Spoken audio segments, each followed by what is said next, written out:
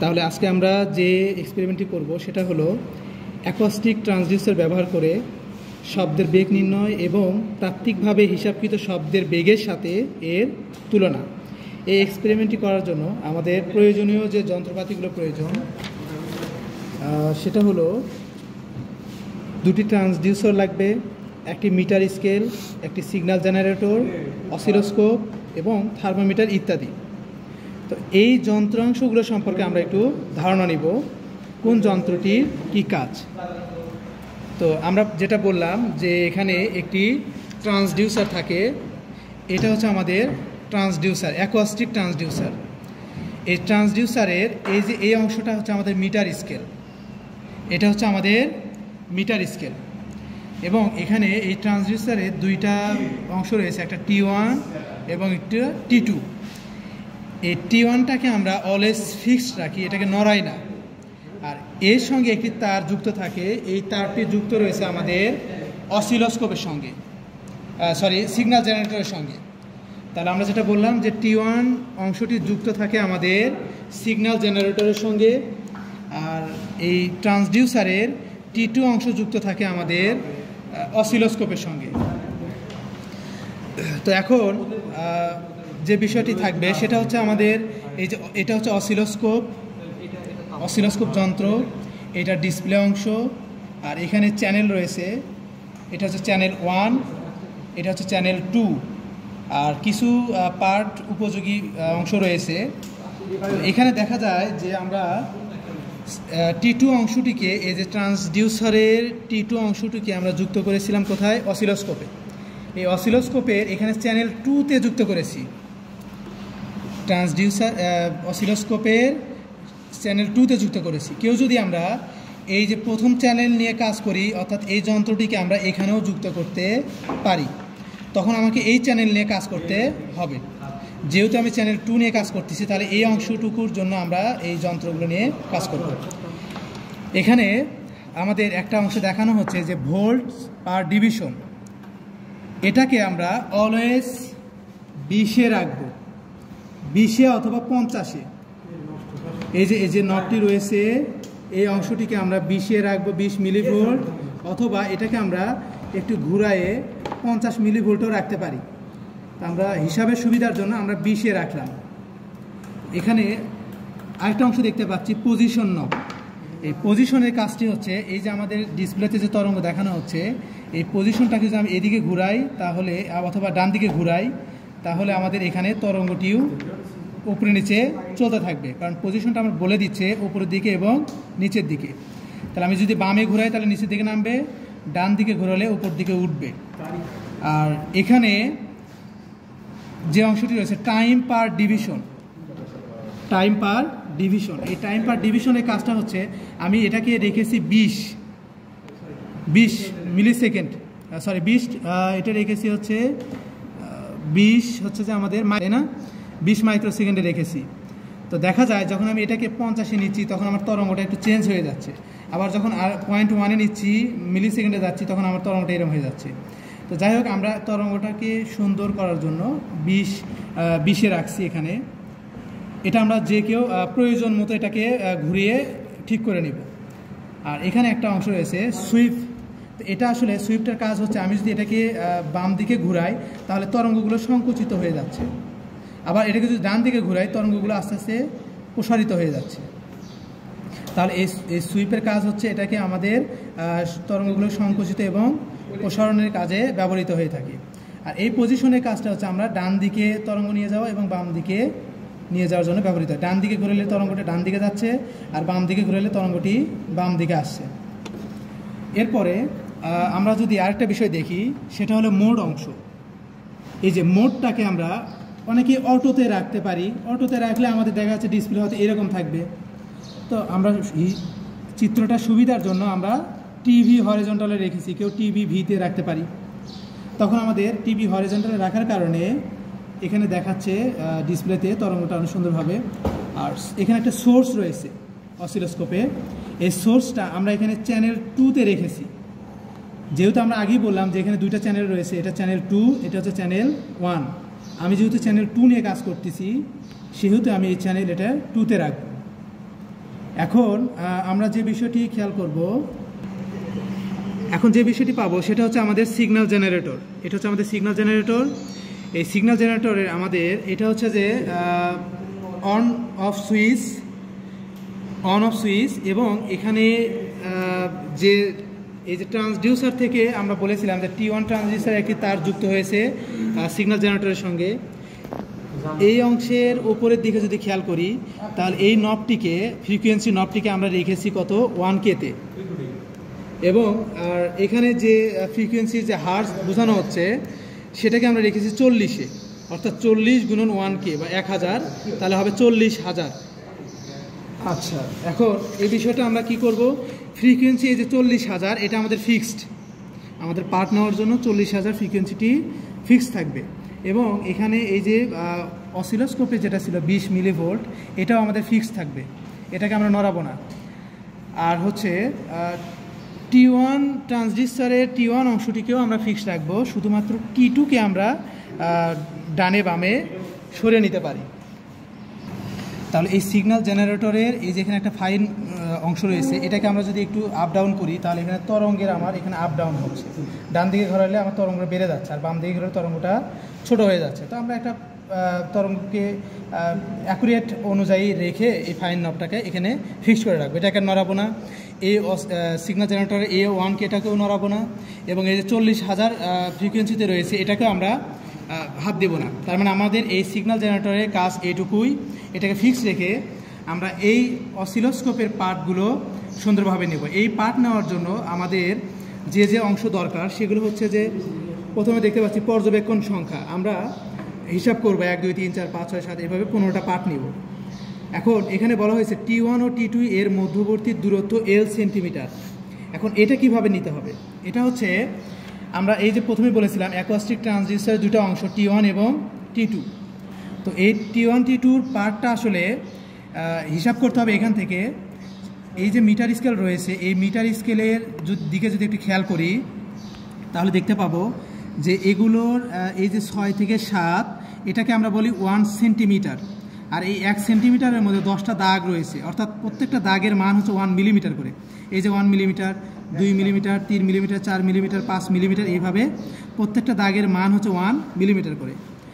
আর এখানে দূরত্বটা ট্রান্সডিউসার যন্ত্রের দূরত্বটা আসলে এইটা থেকে নির্ণয় হয় না, দূরত্বটা নির্ণয় হবে ওপরের অংশে। এটা যখন আমরা দুইটা অংশ যুক্ত করে রেখেছি তখন এদের মধ্যবর্তী দূরত্ব 0। তো সেটাই আমরা পাঠে দেখিয়েছি যে প্রথম পর্যবেক্ষণে আমাদের T1 এবং T2 এর মধ্যবর্তী দূরত্ব হচ্ছে 0। তখন যদি আমরা খেয়াল করি অসিলোস্কোপে, আমরা পূর্বে বলেছিলাম যে তরঙ্গটিকে আমরা একটা নির্দিষ্ট দাগে রাখবো। এই যে এখানে অসিলোস্কোপের পর্দায় দেখা যাচ্ছে গ্রাফ পেপারের মতো দাগাঙ্কিত করা আছে। তো দেখা যায় যে এই দাগের এক্স অ্যাক্সিস বরাবরও কিছু এই যে দাগ দেখা যাচ্ছে, ওয়াই অ্যাক্সিস বরাবরও আমরা দাগাঙ্কিত করেছি। তো এই 5 ঘর সম্পর্কে আমরা একটু বলে নিই। সেটা হলো যে ওয়াই অ্যাক্সিস বরাবর যে 5টা দাগ রয়েছে, 1, তারপর 2, তারপর 3, 4, 5, এই 5 ঘর সমান কিন্তু আমাদের এই যে ভোল্ট পার ডিভিশন যেটা ছিল এখানে আমরা কোথায় রেখেছিলাম, এটা 20 মিলিভোল্টে। তাহলে এই যে এখানে আমরা যত ঘর, এখানে 5 ঘর ক্ষুদ্রতম, এই 5 ঘরের মান হবে 20 মিলিভোল্ট। এটা যদি আমরা 50-এ রাখতাম, এই নবটিকে আমরা যদি 50-এ রাখতাম তাহলে এই 5 ঘরের মান কিন্তু আমার হইতো 50 মিলিভোল্ট। যেহেতু আমরা 20-এ রেখেছি সেহেতু এই হিসাবটাকে আমরা এভাবে করব, সেটা হলো যে অসিলোস্কোপের এই যে ওয়াই অ্যাক্সিস বরাবর, ওয়াই অক্ষ বরাবর 5 ঘরের মান হচ্ছে 20 মিলিভোল্ট। 1 ঘরের মান তাহলে কত হবে, 4 মিলিভোল্ট। তো অসিলোস্কোপের পর্দায় যদি একটু খেয়াল করি দেখা যাবে যে এই যে প্রত্যেকটা দাগ, এই যে প্রথম দাগ এটার মান 4, দ্বিতীয় দাগ এটার মান 4, তাহলে এটা যদি 4 হয় এটা কত হবে 8, এটা কত হবে 12, এটা হবে 16, এটা হবে 20। এই যে 5টা ঘরের মান হচ্ছে আমার 20। এটা ফিক্সড, এই 5 ঘর সমান যে 20 মিলিভোল্ট এটাও ফিক্সড থাকবে, এখানে আমরা কোনো মানের ভেরিয়েশন করব না। আর পার্ট নেওয়ার সময় অবশ্যই খেয়াল করব যে এই যে কোনো একটি রেখাকে, যেমন এই যে এই রেখাটাকে, এই এক্স অক্ষ বরাবর যে রেখাটি রয়েছে এই অক্ষটাকে আমরা ফিক্স ধরে এই পজিশন অংশটাকে, তরঙ্গটাকে আমরা নিচে নিয়ে এসে এই যে এই তরঙ্গপাত যেগুলো রয়েছে সেগুলো যেন ওই রেখার ওপরেই পতিত হয়। তাহলে আমরা দেখলাম যে তরঙ্গটিকে আমরা ওপরে ছিল একটু নিচে নিয়ে এসে পজিশন দিয়ে এটাকে ওই অংশের সঙ্গে তরঙ্গপাতগুলোকে ওই রেখা বরাবরই রেখে দিলাম। এখন এই অবস্থায় যেহেতু এখানে আমাদের ট্রান্সডিউসারের T1 T2-র মধ্যবর্তী দূরত্ব 0, এমন অবস্থায় আমরা যদি পার্ট নেই যে আমাদের তরঙ্গ কত উচ্চতা পর্যন্ত উঠেছে, ওয়াই অক্ষ বরাবর যত উপরে উঠবে বা যত ঘর পর্যন্ত উঠবে সেটা হচ্ছে আমাদের এই যে পালস উচ্চতা H মিলিভোল্ট। তাহলে প্রথম ক্ষেত্রে আমরা T1 T2-র মধ্যবর্তী 0 পাইছি, তখনকার জন্য পালস উচ্চতা আমরা নির্ণয় করব, দেখি আসলে পালস উচ্চতা আমাদের তখন কত দেখায়। তো আমরা যদি হিসাব করি দেখা যাচ্ছে যে তরঙ্গটি এই যে এখান থেকে শুরু করে এই যে 5 ঘর, ওই যে 6, 7 ঘর ওভারটেক করেছে আমাদের। দেখা যাচ্ছে যে 7 ঘর ওভারটেক করে প্রায় 8-এর কাছে চলে আসছে। হ্যাঁ, তো এই যে তার প্রত্যেকটা ঘরের মান যদি 4 হয় তাহলে 8টি ঘরের মান কত হবে? এখান থেকে শুরু করে এই যে 1, 2, 3, 4, 5, 6, 7, 8, এই যে 8টা ঘরের মান হবে 4 8টা 32। আমরা কিন্তু সেটাই লিখেছি, যখন দূরত্ব 0 ছিল তখন আমাদের পালস উচ্চতা ওয়াই অক্ষ বরাবর 32 মিলিভোল্ট। এখন আমরা যেটা করব সেটা হলো এই যে ট্রান্সডিউসার যন্ত্রটিকে এটাকে ফিক্স রাখবে, এটাকে আমরা নড়াবো না। আমরা নড়াবো কোনটা? T2-কে। এখন এটা কিভাবে নড়াবো? এটা নড়ানোর ক্ষেত্রে খেয়াল রাখবো যে এটা 1 মিলিমিটার করে সরিয়ে নিব। দেখা যায় যে এখানে আমাদের দাগাঙ্কিত করা আছে, যদি একটু খেয়াল করি এই যে দাগাঙ্কিত করা আছে, রেখা দেওয়া আছে। তো এটা প্রথমে ধরে নিলাম যেখানেই থাকুক, আমরা যদি এটাকে একটু সরাই, এই যে 1 প্রথমে এখানে ছিল, একটু সরাই নিলাম, 1 মিলিমিটার সরাই দিলাম। তার পূর্বের ঘরে ছিল, এটা ছিল এই ঘরে, কিন্তু সরাই দিয়ে এই ঘরে করলাম। তাহলে 1 মিলিমিটার আমরা ডান দিকে সরাই দিছি। তো যদি সরাই দেই তখন আমাদের এখানে তরঙ্গ দেখা যাবে যে কিছু অংশ আপ ডাউন করবে বা মানের ভিন্নতা আসতে পারে। সেক্ষেত্রে আমরা কি করব, এই পজিশনটা আবারও ঠিক করে নিব। এই পজিশনটাকে এই যে তরঙ্গপাতগুলো ওই রেখা বরাবর আবার ঠিক করে নিব। তখন আমরা যেটা পাবো যে আসলে এদের দূরত্ব যদি ওয়াই অক্ষ বরাবর আমরা হিসাব করি, এই যে 1, 2, 3, 4, 5, 6, 7, 8, এবারও দেখতে পাচ্ছি আমাদের তরঙ্গটি ওয়াই অক্ষ বরাবর 8 ঘর অতিক্রম করেছে। তাহলে এই ক্ষেত্রে আমরা প্রতি ঘরের মান 4 হলে 4 8টা 32। তো এখানে দেখা যায় যে আমরা ওই 0.1 মিলিমিটার যখন সরিয়েছিলাম, অথবা 1 মিলিমিটার যে কথা 0.1 সেন্টিমিটার একই কথা, 1 মিলিমিটার যা 0.1 সেন্টিমিটার তা। তো এখানে আমরা পার্ট প্রথমে যখন আমরা নিয়েছিলাম তখন পেয়েছিলাম 34, তো এখন আমাদের পার্ট দেখাচ্ছে 32। যাই হোক, সেক্ষেত্রে আমরা পালস উচ্চতা লিখলাম 34ই। এখন যদি আমরা দেখি যে এই অংশটিকে দেখা যাচ্ছে যে এখানে রয়েছে, এই যে এই অংশের সঙ্গে এই কালো দাগটি মিলে রয়েছে। আমরা যদি একটু 1 মিলিমিটার সরাই, এই যে 1 মিলিমিটার সরাই দিলাম, দেখা যাচ্ছে ওই যে কালো দাগটি 1 ঘর সরে গেছে। তার মানে 1 মিলিমিটার বা 0.1 সেন্টিমিটার সামনের দিকে অতিক্রম করেছে। সেক্ষেত্রে তরঙ্গের দিকে যদি খেয়াল করি, তরঙ্গটি একটু সরে গেছে মনে হচ্ছে।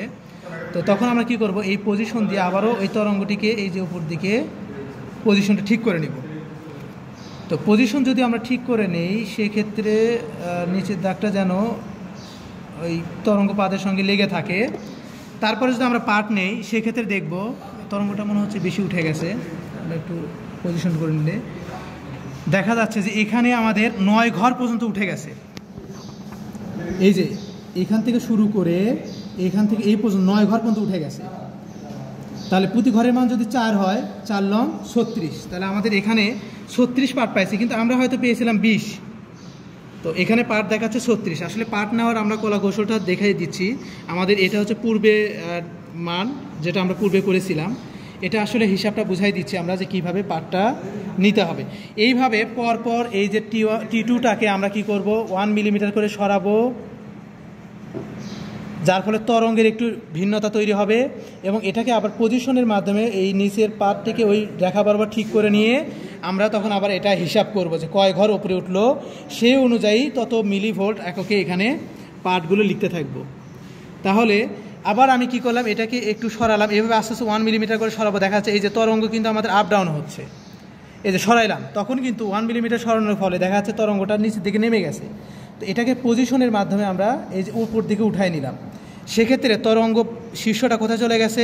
উপরে, একবারে উপরে রেখার সঙ্গে। তার মানে আমাদের যদি হিসাব করি 5 ঘর 10 ঘর চলে গেছে। প্রত্যেক ঘরের মান যদি 4 হয় তাহলে 10 ঘরের মান হবে 4 10 40। তো এইভাবে আমরা এই যে এই পালস উচ্চতা মিলি ভোল্ট হিসাবটা করে নিব।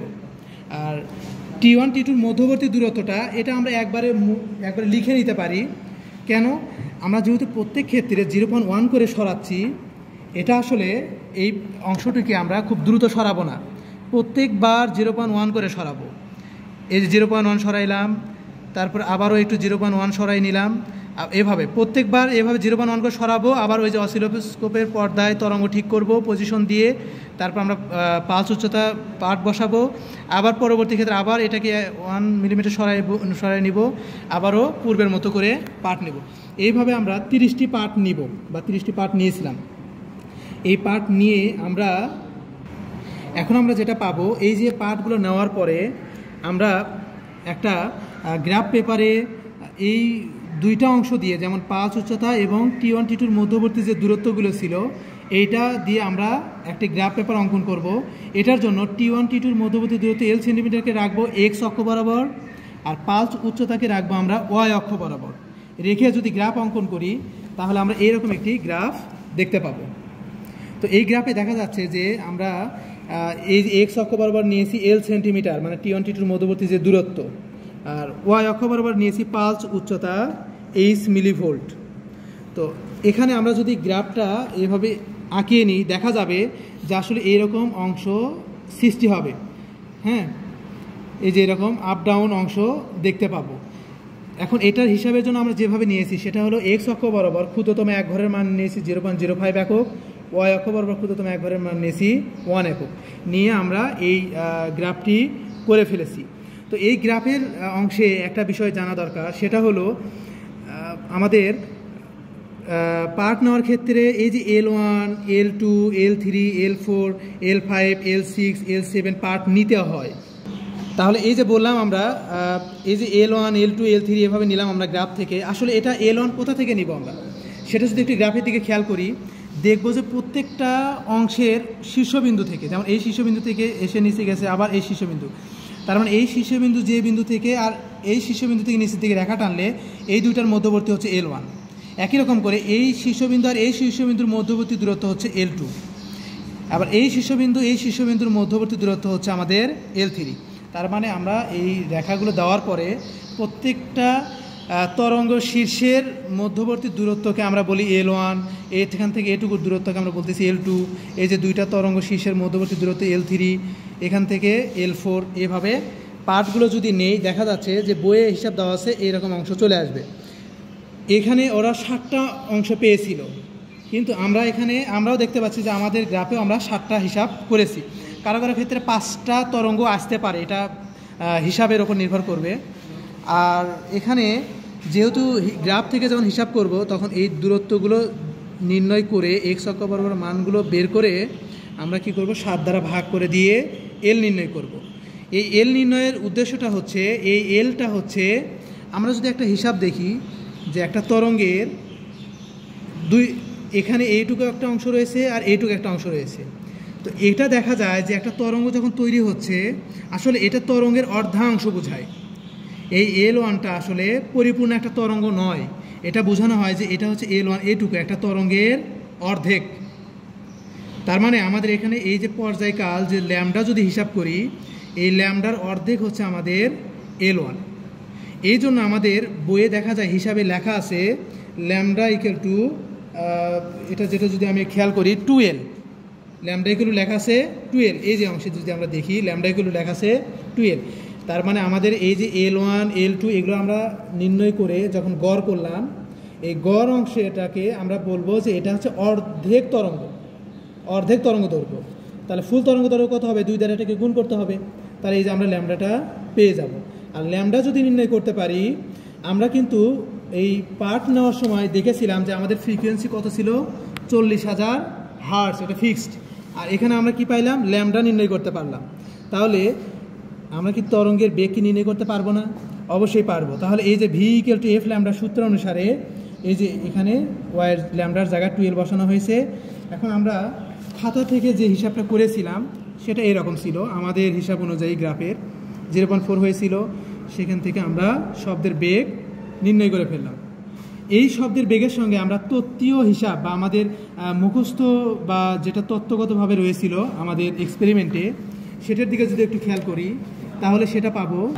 এখানে দেখা যায় যে তাত্ত্বিকভাবে গ্যাসীয় মাধ্যমে শব্দের বেগ নির্ণয়ের সূত্র হচ্ছে V = এই যে গামা পি রো √, এই অংশটাকে ক্যালকুলেশন করে যদি আমরা বলি, আসলে এখানে এই যে গামা যেটা রয়েছে এটা আসলে আমরা বলে থাকি যে দ্বিপরমাণু গ্যাসের জন্য গামার মান হয়, এক পরমাণু গ্যাসের জন্য হয়ে থাকে। হ্যাঁ, তো আমরা এখানে যেহেতু গ্যাসীয় মাধ্যম বা বায়বীয় মাধ্যম বলেছি, তো বায়ু আসলে বায়ুর মধ্যে যে উপাদানগুলো রয়েছে আমরা জানি বায়ুর উপাদানগুলো হচ্ছে nitrogen gas, oxygen gas, argon gas, carbon dioxide gas. তো এই গ্যাসগুলোর ক্ষেত্রে আমরা যদি দেখি, যেহেতু বায়ুর কী নির্ণয় করব, কি বলা হয়, সরি এখানে একটু মিস্টেক হইল, গামার মান হচ্ছে যে যেহেতু আমাদের বায়ুতে দ্বিপরমাণু গ্যাস রয়েছে, যেমন নাইট্রোজেন গ্যাস দ্বিপরমাণু, অক্সিজেন দ্বিপরমাণু, এই জন্য আমাদের গামার মান হবে 1.41।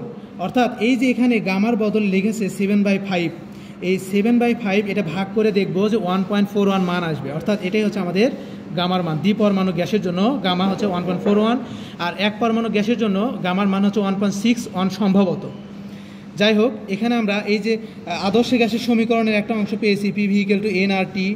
তো এখান থেকে ওরা লিখেছে যে P = হচ্ছে যে nRT ভাগ হচ্ছে V।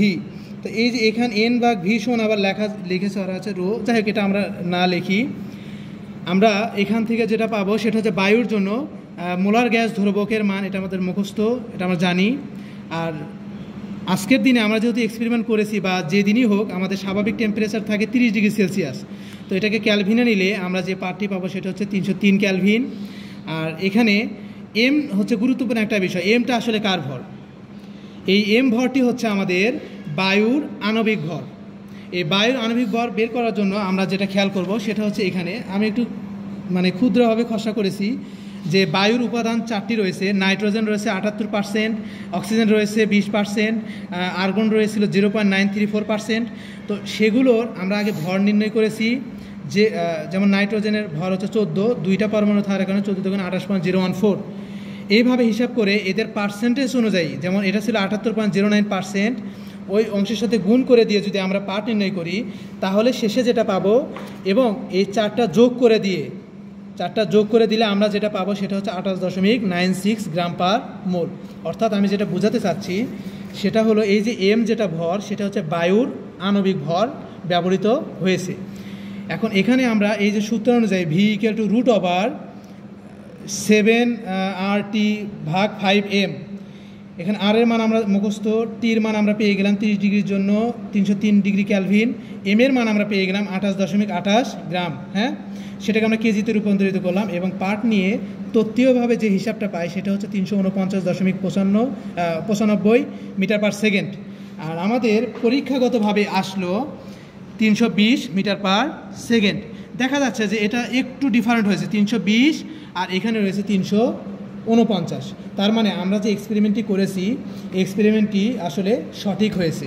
এবং এটাই হচ্ছে, এই ঘটনাগুলোই হচ্ছে আমাদের ট্রান্সডিউসারের সাহায্যে শব্দের বেগ নির্ণয়ের কৌশল এবং তাত্ত্বিকভাবে যে হিসাবকৃত মান সেটার সঙ্গে তুলনাকৃত হিসাব।